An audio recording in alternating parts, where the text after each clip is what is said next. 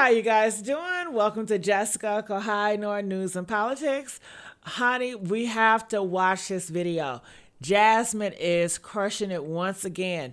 We are here with Roland Martin, and she is pretty much just crushing it when it comes to the lies that the GOP produce. I'm so sick of their lies. All they do is lie, and it's so hypocritical because they're supposed to say God first, Jesus first, but lying is an abomination. And that's all they seem to do. They don't care how they win. They're not honest with their wins.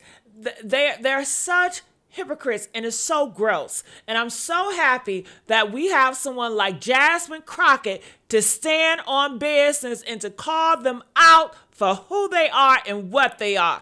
I want you guys to watch this. Make sure you guys like this video and this channel, and let's see what Roland Martin has to say. Any of that, say and do whatever you want, because I got you.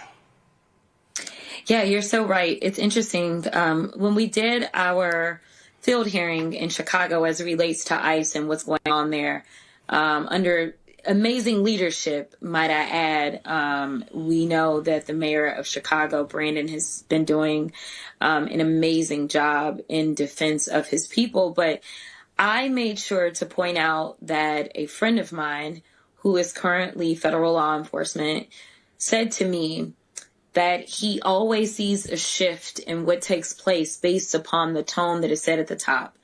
So yes, we have a thug and a criminal who is a criminal more so because of his mindset.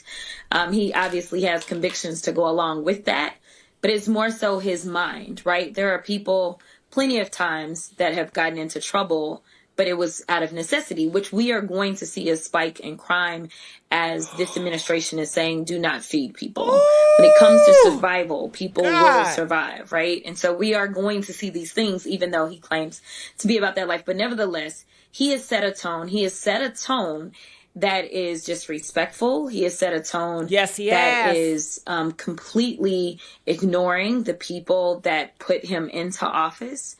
And there is no coof about him, so to speak, right? And so you can sit there as prim and proper as you want to be and get steamrolled, or you can meet his energy and recognize that, like, you're not going to be the one to be played with, right? And you can fight back. And I think one of the reasons that he usually can't keep my name out of his mouth is because he is threatened with my ability to communicate. He understands that when I speak, I just speak very plainly, which allows me to communicate to the masses, which a lot of my colleagues don't necessarily. Let me be real clear, Congresswoman. I had a very well-known Republican tell me the reason our side hates Jasmine Crockett is because she's good. He was like, he said it. He was like, she drives us up the wall because she's good. Those were his exact words. Yeah, I don't doubt it. I mean, I've literally, as you know, I'm constantly traveling the country. And, I've had Republicans walk up to me and tell me, they, first of all, make it clear that they love me, and then they make it clear that they are Republicans. And they tell me that they don't necessarily agree with everything that I say or my stances, but they, number one, love the fact that I am always standing on my own 2 feet, and I am fighting for what I believe in. Like, they genuinely believe what it is that I'm fighting for when I'm fighting. Even if they disagree with the fight, they know that no one is controlling me. And number two, people know that I have my education. So I don't feel like I necessarily need to sit down and have an SAT conversation with everybody, because I don't really know that that's like most effective. Well, then again, Jasmine Crockett, you got that guy from Louisiana, John Kennedy, with that fake ass accent. I mean, there's actual video of him talking, and there is no country twang whatsoever. And he's over there and he is just talking like he's just homespun stuff. Mm-hmm. Yeah. No, I mean, what the Republicans have been effective at doing is they love to throw a bomb, right? And usually the Democrats will scurry and go ahead and spread the news about the bomb, right?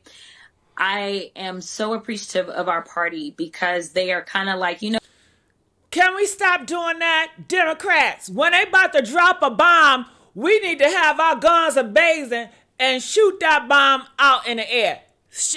Break it up to pieces, okay? Yeah, tell them, but we need to have some people to attack that goddamn bomb. You know what I mean? But let's go. Let's go. You know what? We not falling for that anymore. And hopefully we can keep up this energy. If you remember, there were a lot of people saying that Jay Jones was not going to pull off the attorney general position in Virginia. And there were Democrats saying, oh my God, he sent this terrible text message. He needs to resign and not run. And we not have anybody. Oh, 10 years ago, he would have been forced to resign. He would have been forced to drop out of the campaign. Listen, there were still Democrats that were talking about it. And my deal was, say what you got to say, denounce what he did. But in this moment, do you trust this Republican attorney general to stand up when it is the state legislature that decides that they need to fight fire with fire and give us more seats out of Virginia to go to the U.S. House because they're trying to balance out this power struggle that Trump is on? Or when it comes down to Trump deciding that he's not going to send appropriated dollars to the state of Virginia, do you think that the Republican AG is going to be the one to sign up to go and get those dollars? No. So at the end of the day, you got to put your mask on first. And so you can say he is not my favorite person.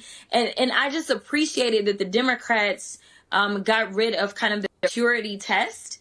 You can have whatever issues you have with him. But at the end of the day, you got to make sure you're looking out for you.